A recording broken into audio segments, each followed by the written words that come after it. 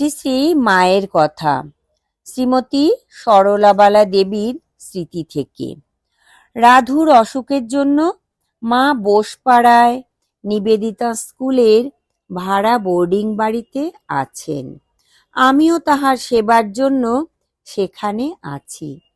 একদিন মা আমাকে ঠাকুরের ভোগ দিতে বলিলেন। আমি ভোগ দিবার কোনো মন্ত্রাদি জানিতাম না।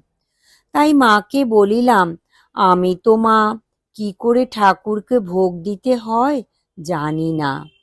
তখন মা বলিলেন, দেখো মা, ঠাকুরকে আপনার ভেবে বলবে, এসো, বসো, নাও, খাও, আর ভাববে তিনি এসেছেন, বসেছেন, খাচ্ছেন।